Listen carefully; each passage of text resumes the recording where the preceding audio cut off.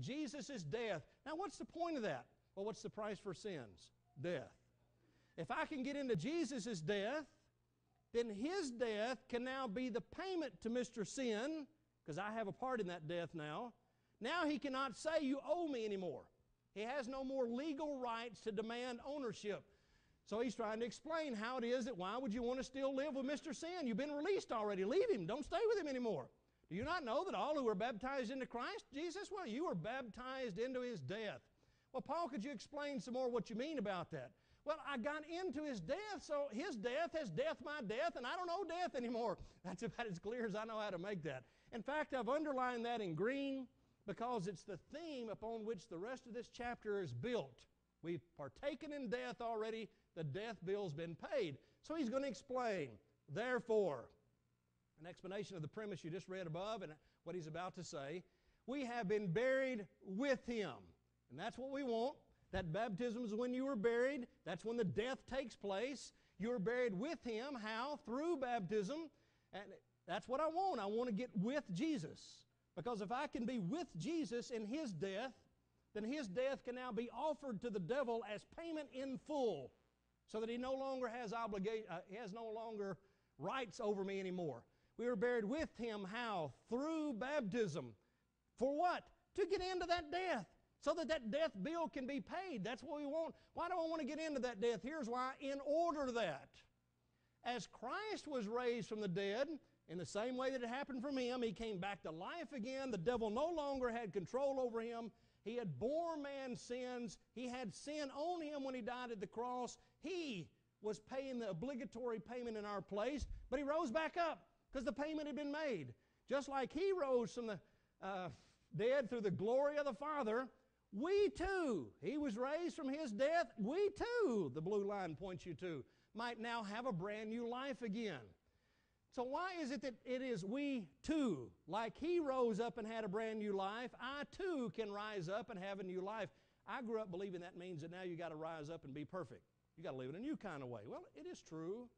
You and I should rise up and try to have a repentant kind of life, try to obey God, but that's not the point of this phrase. You see, you were dead.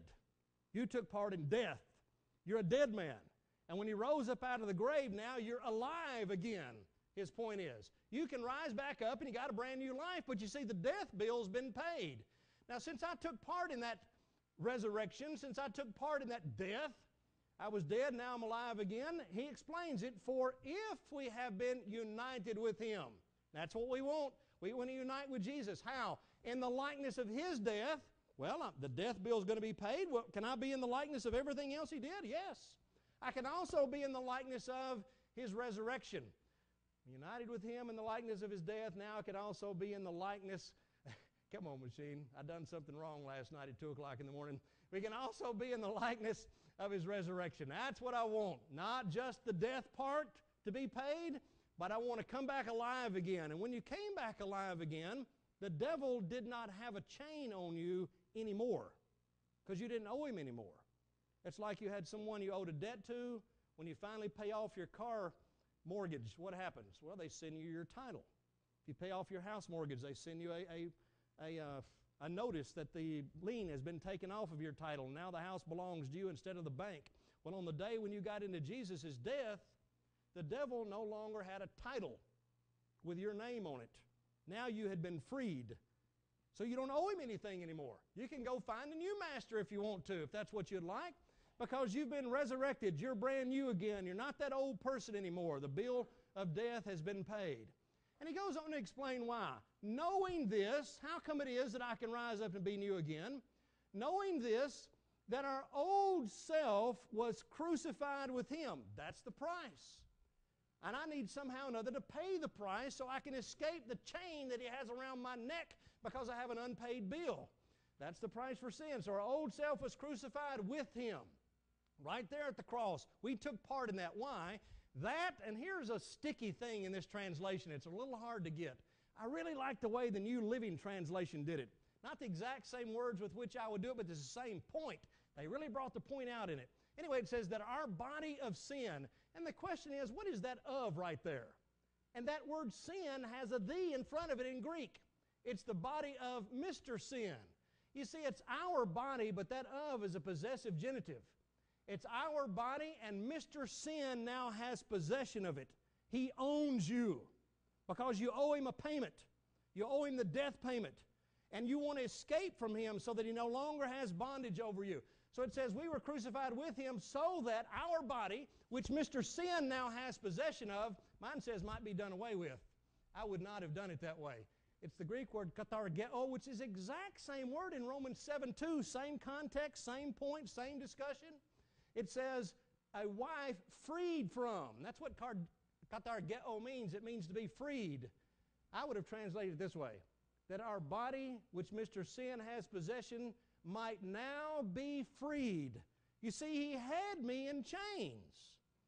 He could say what he wanted me to do. He could say, I need your mouth to gossip right now to destroy that person's life. And since I'm a slave of Mr. Sin, he gets to take my mouth and use it and gossip a little while because it's his right. He owns me. I'm his slave. But if I can be freed from him, he cannot tell me what to do anymore because he has no rights over me. And it says in the last part of that phrase, that you are freed from him, that we should no longer be slaves to him. You see, I belong to him, but now I've been freed from him. You don't have to do what he tells you anymore. When the devil comes and says, I need you to do something, you can say, you don't own me anymore. You have no rights to tell me what to do. The bill's been paid. Jesus paid my bill to you. What are you coming and asking me to do something for? It's kind of like if you had a boss, and he was a real nasty boss, and he treated you bad all the time, and he talked to you bad all the time, and he didn't pay you well, and he kicked you and spit at you, and one day you got another job. And you said, I don't like you anymore. I'm gone, bye. And you go to your new boss, and you're working, and everything's going fine, and the old boss calls up and says, why aren't you in work? You can say, I don't work for you anymore. You don't have the right to tell me what to do. I got a new boss now. Well, you see, if I can partake in the death of Jesus, his death pays the penalty that is due so that the devil has to say, okay, free him. I cannot tell him what to do anymore. I don't have to be a slave anymore. Stick it in your ear, devil. I'm not listening to you today. Verse 7, for the rest of that phrase says that we should no longer be slaves of men. That should and that be are not in Greek at all. That's as if you've got a choice to choose one or the other, and that is true, but that's not his point here. His point is, you're not his slave anymore. The bill was paid. He cannot tell you what to do. Don't listen to him. Tell him to take a hike. Next time he comes and he asks to use one of your organs. For he who has, to Mr. Sin, you're not slaves to Mr. Sin. For, why? For he who has died, once the death penalty has been paid, that's the price. Once that happened, he's freed from Mr. Sin. Mr. Sin doesn't have rights now. In fact, that word freed there is also not the word free. I don't know where in the world the translators got that from. It's dikaios. Dikaios is the word righteous. That's all it means. And here they took the word righteous, turned it into a verb, and it's a perfect passive verb. What that means is you were freed, and you're still freed until now. He doesn't have rights on you. You've been made righteous, and you're still righteous until now. He does not have any rights over you. I didn't mean freed. I meant righteous. You've been righteousized for Mr. Sin. Once you've been righteousized away from Mr. Sin, he cannot point out and say, you have sinned, you belong to me. He can't do it anymore. You've been righteousized now. Now, verse 8 says, now, what's my point? If, that's a big if we have died with Christ, that's what we want. We've got to get that death bill paid so that the chain and bondage will be cut. Now, look at how many times this word death occurs in this paragraph. It's full of it. That's because that's the point. The death bill's being made. If we have died with Christ, we believe that we shall also live with Christ. In other words, we're faithing. That's the word believe is the same word for faith. We shall also, in addition to dying with him, we're going to rise back up and have a brand new life, meaning that you're not the person in bondage anymore. You're a person now who's been freed. Verse 9 goes on to say, knowing that, here's how that happened, Christ, having been raised from the dead, is never to die again. Why? Well, the bill's paid. The devil can't say anything. He's no longer a master over him. Why?